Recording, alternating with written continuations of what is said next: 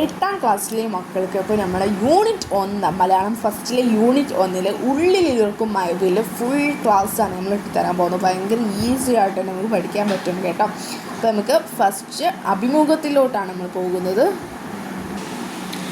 ഈ കവിതയിലും ചിത്രത്തിലും എന്ത് മനോഭാവത്തെ പറ്റിയാണ് പറയുന്നത് എന്നാണ്. അപ്പോൾ നമുക്ക് നോക്കാം. ഈ ക്ലാസ് ഭയങ്കര ശ്രദ്ധിച്ചു കേട്ടോ, നിങ്ങൾക്ക് എന്തായാലും മനസ്സിലാവും കേട്ടോ.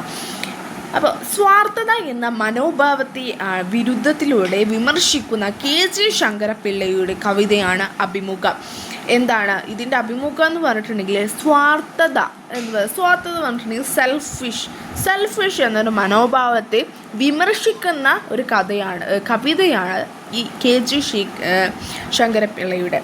ആധുനിക കവിതയുടെ സവിശേഷതകൾ ഉൾക്കൊള്ളുന്ന കവിതയാണിത്. ആധുനിക കവിത അതങ്ങനെ പറയാനുള്ള കാരണം എന്താണ്, നമ്മൾ ഈ പണ്ടത്തെ കാലത്ത് ആളുകൾക്കൊന്നും ഇതേമാതിരി സ്വാർത്ഥത ഉണ്ടായിരുന്നില്ല. ആധുനികത അഥവാ നമ്മുടെ ഇപ്പോഴത്തെ ആളുകൾക്കാണ് ഈ ഒരു സ്വാർത്ഥത എന്നുള്ളത്. നമ്മൾ ഭയങ്കരമായിട്ട് ശ്രദ്ധിക്കേണ്ട ലൈനാണ് കേട്ടോ. അപ്പോൾ രണ്ട് വ്യക്തികൾ തമ്മിലുള്ള സംഭാഷണമാണ് കവിതയുടെ രൂപം. നമ്മൾ ഈ ഒരു ചിത്രത്തിൽ തന്നെ കാണുന്നുണ്ട്, രണ്ടുപേരുള്ള ഒരു സംഭാഷണം കണക്കാണ് ഈ ഒരു കവിതയുടെ രൂപം തയ്യാറാക്കിയിട്ടുള്ളത്. ഒരാൾ ചോദ്യങ്ങൾ ചോദിക്കുന്നു, മറ്റേയാൾ മറുപടി പറയുന്നു. എന്താണ്, ഒരാൾ ചോദ്യങ്ങൾ ചോദിക്കുന്നുണ്ട്, എന്ത് പറയുന്നുണ്ട്, നിങ്ങൾക്ക് ഏറ്റവും ഇഷ്ടം ആരെയാണെന്നുള്ളൊരു ചോദ്യം ചോദിക്കുന്നുണ്ട് അല്ലേ.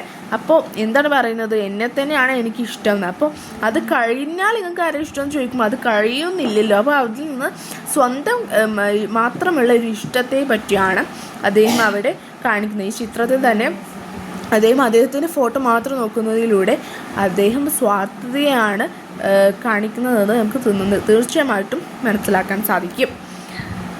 സ്വാർത്ഥതയെ മുൻനിർത്തിയുള്ള ആധുനിക തലമുറയുടെ പൊള്ളയായ ജീവിതത്തെയാണ് കവിത വിമർശിക്കുന്നത്.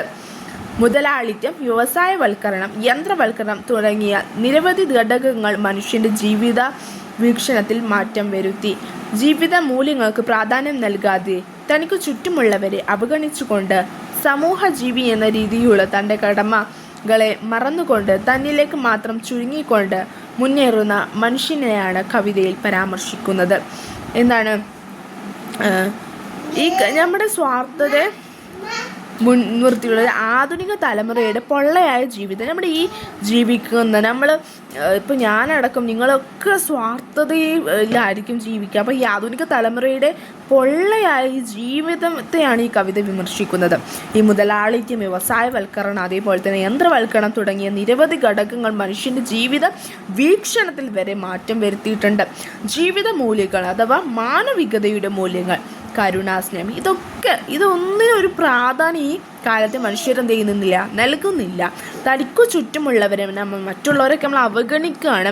എന്നിട്ട് സമൂഹജീവി എന്ന് പറഞ്ഞിട്ടുണ്ടെങ്കിൽ നമ്മളൊരു സമൂഹജീവി അല്ല, നമ്മൾ മറ്റുള്ള ആളുകൾക്കും ഇപ്പോൾ മറ്റുള്ള ജീവികൾക്കും നമ്മൾ ഒരു ഉദാഹരണമാവണം. അവർക്ക് ഫുഡ് കൊടുക്കുക, അത് കുറേ കാര്യങ്ങൾ നമ്മൾ ചെയ്യുകയാണ്. നമ്മൾ വേറെ ഒരു സമൂഹജീവി മാത്രമാണ്. അത് അങ്ങനെ എടുക്കാതെ നമ്മൾ അതൊക്കെ മറന്നിട്ട് നമ്മൾ വലിയ ആളുകളാണെന്നുള്ള ഒരു ഇതിൽ ഇങ്ങനെ നമ്മളതിലോട്ട് മാത്രം ചുരുങ്ങിക്കൊണ്ടിരിക്കുന്ന ഈ ഒരു കാലമാണ് എന്നാണ് നമ്മൾ പറഞ്ഞിട്ടുള്ളത് അല്ലേ. അപ്പോൾ അങ്ങനെയുള്ളൊരു മനുഷ്യനാണ് ഈ കവിതയിൽ പരാമർശിച്ചിരിക്കുന്നത്. എതിർക്കപ്പെടേണ്ട സ്വാർത്ഥത മനോഭാവത്തെ നമ്മൾ എതിരിട്ട് നിൽക്കേണ്ട ഒരു സ്വാർത്ഥത. നമ്മൾ സ്വാർത്ഥത മനോഭാവം നല്ലതാണോ എന്ന് ചോദിച്ചാൽ ഒരിക്കലും അല്ല. കാരണം നമ്മളതിൽ മാത്രം എടുക്കാൻ പാടില്ലല്ലോ. അപ്പോൾ എതിർക്കപ്പെടേണ്ട സ്വാർത്ഥത മനോഭാവത്തിൻ്റെ പ്രതിനിധിയാണ് ഈ കവിതയിലാക്കിയതാവ്. ഇതിലെ ആൾ എന്ത് ചെയ്തിട്ടുണ്ട്, ഒരു എതിർക്കപ്പെടേണ്ട സ്വാർത്ഥതയുടെ ഹക്യതാവാണ് ഈ ഒരു കവിതയിലെ ഒരു സ്വാർത്ഥതയുടെ മനോഭാവത്തിൽ നിൽക്കുന്ന ഒരാളാണ് എന്നാണ്. അപ്പോൾ ഈ ഒരു ക്ലാസ് ഇഷ്ടപ്പെട്ടാൽ ഉറപ്പായിട്ടും നിങ്ങൾ കമൻറ്റ് ചെയ്യുക. നമ്മൾ അടുത്ത ചാപ്റ്ററും വിടുന്നതാണ്. ഓക്കെ.